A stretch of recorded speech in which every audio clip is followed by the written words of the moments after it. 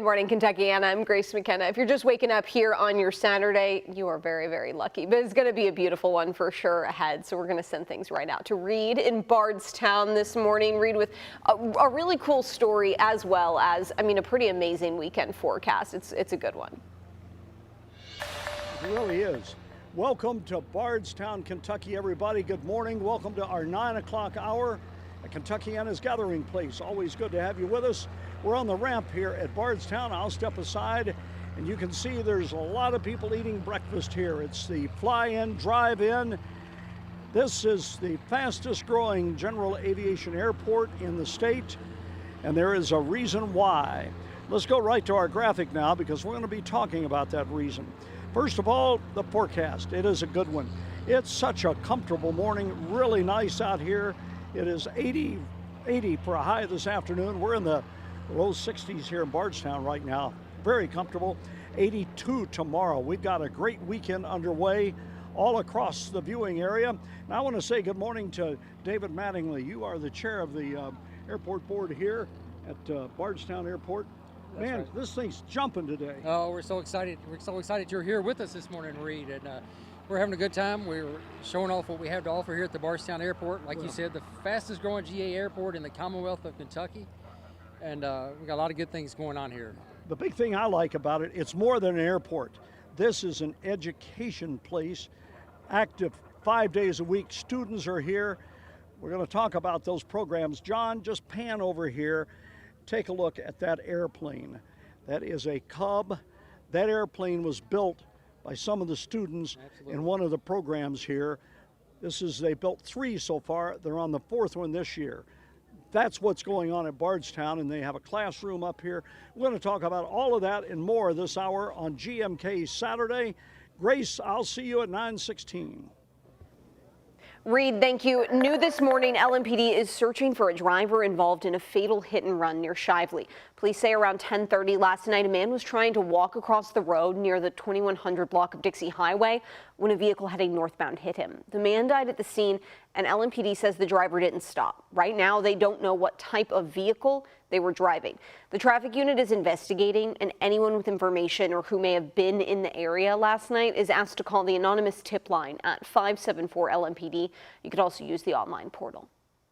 This morning, one of the biggest unsolved mysteries in Bardstown is getting even more complex. A man nobody had ever heard of became the first ever arrest in the disappearance of Crystal Rogers, the Bardstown mother who went missing in July 2015. 32-year-old Joseph Lawson of Bardstown is facing charges of conspiracy to commit murder and tampering with physical evidence. WHAS11's Shay McAllister shows us how court documents connect Lawson to the case. From a hospital bed, 32-year-old Joseph Lawson called into his court arraignment. A Nelson County judge on the other end of the video. The formal reading of the indictment has been effected.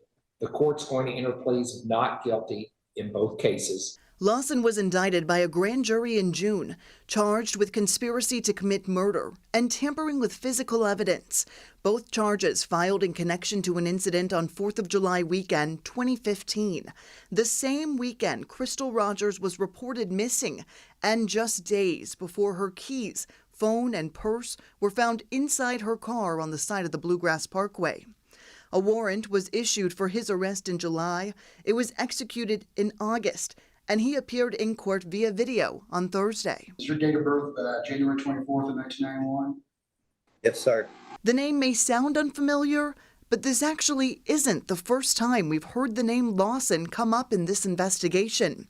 Steve Lawson was mentioned in one of the very first police interviews between Detective John Snow and the main suspect in the case, Brooks Houck. Okay, who is Steve Lawson? He's somebody that works for me.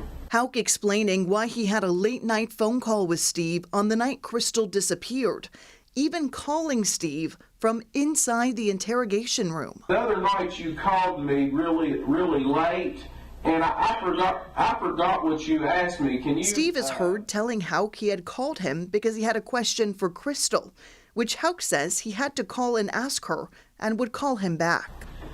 So that begs a question in my mind. All right. If she's in the truck next to you when he called, why would you need to call her? We've since learned Steve Lawson has a son named Joseph Lawson. We're still working to confirm if his son is the same man who was arrested and is now expected back in court in October. Shay McCallum.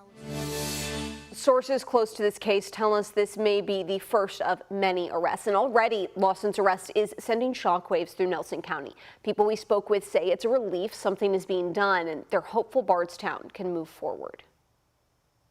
I want to see Bardstown back to kind of being what I knew it growing up, which was a safe and really pretty place to grow up. Lawson is a Nelson County resident. We showed his photo to a few people yesterday. None of them said that he looked familiar. If you have any information related to the case, you can leave a tip by calling 1-800-CALL-FBI. You can also visit the Crystal Rogers Task Force website. In a matter of hours, the Cats are going to host Eastern Kentucky at Kroger Field, and there will be some friendly faces on the Colonel's sideline today. Former UK players Maxwell Smith and CJ Conrad are actually on EKU's coaching staff. UK head coach Mark Stoops said it'll be good to see both before that game, which all of you know, and I know you know, starts at 3 o'clock.